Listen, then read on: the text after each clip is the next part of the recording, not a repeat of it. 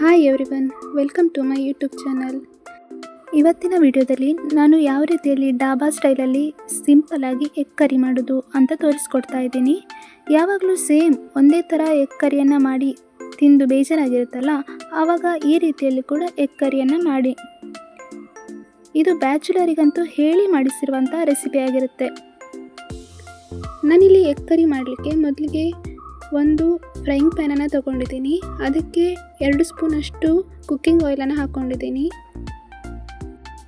ನಂತರ ಗ್ಯಾಸನ್ನು ಸಿಮ್ಮಲ್ಲಿಟ್ಟು ಅದಕ್ಕೆ 1 spoon yellow powder, chilli powder ಹಾಗೂ ಸಾಲ್ಟನ್ನು ಹಾಕಿ ಅದಕ್ಕೆ 4 ಬಾಯ್ಲ್ ಮಾಡಿರುವಂಥ ಎಗ್ಗನ್ನು ಸ್ವಲ್ಪ ಅದಕ್ಕೆ ಕಟ್ಸ್ ಹಾಕಿ ಅದನ್ನು ಲೈಟಾಗಿ ಫ್ರೈ ಮಾಡ್ಕೊಳ್ತಾ ಇದ್ದೀನಿ.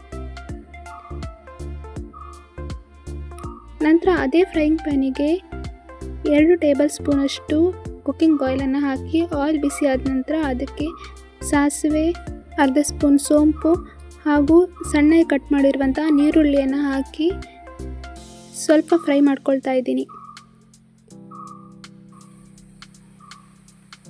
ಚಪಾತಿ ಇರ್ಬೋದು, ಅನ್ನ ಇರ್ಬೋದು, ಎಲ್ಲದಕ್ಕೂ ಕೂಡ ಈ ರೆಸಿಪಿ ಒಳ್ಳೆ ಸೂಟ್ ಆಗ್ತದೆ.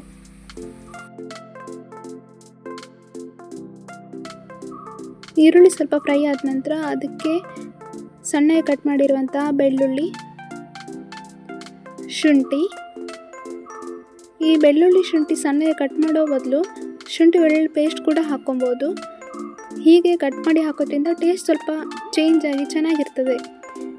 ಹಾಗೂ 1-2 ಹಸಿಮೆಣಸು ಕೂಡ ಹಾಕ್ಕೊಂಡಿದ್ದೀನಿ.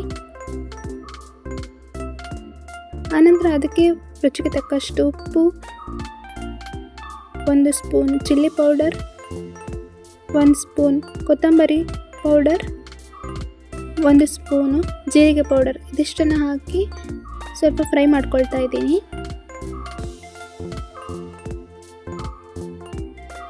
ಹೀಗೆ ಮಾಡೋದ್ರಿಂದ ಅದೆಲ್ಲ ಚಿಲ್ಲಿ ಪೌಡರ್, ಕೊತ್ತಂಬರಿ ಪೌಡರ್ ಎಲ್ಲ ಕೂಡ ಆ ನೀರುಳ್ಳಿಗೆ ಒಳ್ಳೆ ರೀತಿಯಲ್ಲಿ ಹೊಂದ್ಕೊಂಡು ಟೇಸ್ಟು ಚೆನ್ನಾಗಿ ಬರ್ತದೆ.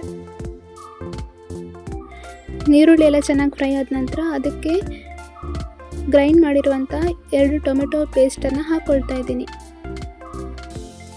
ಅದೇ ಮಿಕ್ಸಿ ಜಾರಿಗೆ 1/4 ಲೋಟದಷ್ಟು ನೀರನ್ನು ಕೂಡ ಹಾಕ್ಕೊಂಡು ಆ ಮಸಾಲೆಯೊಂದಿಗೆ ನೀರನ್ನು ಸೇರಿಸ್ಕೊಳ್ತಾ ಇದ್ದೀನಿ.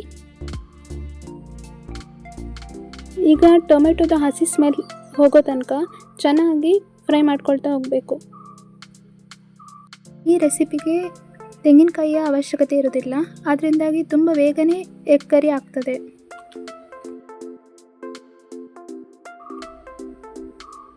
ಉಪ್ಪು ಖಾರ ಎಲ್ಲ ಕಮ್ಮಿ ಆಗಿದ್ದರೆ ಅದನ್ನು ಸೇರಿಸ್ಕೊಳ್ಳಿ. ನಾನೀಗ ಇದಕ್ಕೆ ಅರ್ಧ ಸ್ಪೂನಷ್ಟು ಉಪ್ಪು, 1 ಸ್ಪೂನಷ್ಟು ಚಿಲ್ಲಿ ಪೌಡರ್ನ ಹಾಕ್ತಾಯಿದ್ದೀನಿ. ಅರ್ಧ ಸ್ಪೂನ್ ಗರಂ ಮಸಾಲೆ ಹಾಗೂ 1/4 ಸ್ಪೂನಷ್ಟು ಪೆಪ್ಪರನ್ನು ಕೂಡ ಸೇರಿಸ್ಕೊಂಡಿದ್ದೀನಿ. ಈ ಪೆಪ್ಪರ್ ಪೌಡರ್ ಎಲ್ಲ ಹಾಕೋದ್ರಿಂದ ಟೇಸ್ಟ್ ಒಂಥರ ಚೆನ್ನಾಗಿರುತ್ತೆ. ಆನಂತರ ಚೆನ್ನಾಗಿ ಈ ಮಸಾಲೆಯನ್ನು ಫ್ರೈ ಮಾಡ್ಕೊಳ್ಳಿ. ಮಸಾಲೆ ಫ್ರೈ ಆದದ್ದು ಹೇಗೆ ಗೊತ್ತಾಗ್ತದೆ ಅಂದರೆ ಅದು ಎಣ್ಣೆ ಎಲ್ಲ ಚೆನ್ನಾಗಿ ಬಿಟ್ಕೊಂಡು ಮೇಲೆ ಬರ್ಲಿಕ್ಕೆ ಸ್ಟಾರ್ಟ್ ಆಗ್ತದೆ. ಆವಾಗ ಮಸಾಲೆ ಚೆನ್ನಾಗಿ ಫ್ರೈ ಆಗಿದೆ ಅಂತ ಅರ್ಥ. ಆನಂತರ ಆವಾಗ ಲೈಟಾಗಿ ಫ್ರೈ ಮಾಡಿಟ್ಟಿರುವಂಥ ಎಗ್ ಇದೆಲ್ಲ ಅದನ್ನು ಕೂಡ ಅದಕ್ಕೆ ಹಾಕಿ ಅದ್ರ ಮೇಲೆ ಮಸಾಲೆ ಹಾಕಿ, ಈಗ ಕಸೂರಿ ಮೆಥಿ ಇದ್ದರೆ ಅದನ್ನು ಕೂಡ ಇದ್ರ ಮೇಲೆ ಹಾಕ್ಕೋಬೋದು. ನಾನಿಲ್ಲಿ ಹಾಕ್ತಾ ಇಲ್ಲ. ಆನಂತರ ಸಣ್ಣದಾಗಿ ಕಟ್ ಮಾಡಿರುವಂಥ ಕೊತ್ತಂಬರಿ ಸೊಪ್ಪನ್ನು ಹಾಕಿದರೆ dhaba style egg curry ready. ಈ ರೆಸಿಪಿ ಇಷ್ಟ ಆಗಿದ್ದರೆ ಲೈಕ್ ಮಾಡಿ, ನಿಮ್ಮ ಅನಿಸಿಕೆಗಳನ್ನು ಕಮೆಂಟ್ ಮಾಡಿ. ಚಾನಲನ್ನು ಫಸ್ಟ್ ಟೈಮ್ ನೋಡ್ತಿರೋರಿದ್ದರೆ ಸಬ್ಸ್ಕ್ರೈಬ್ ಮಾಡಿ. Thank you.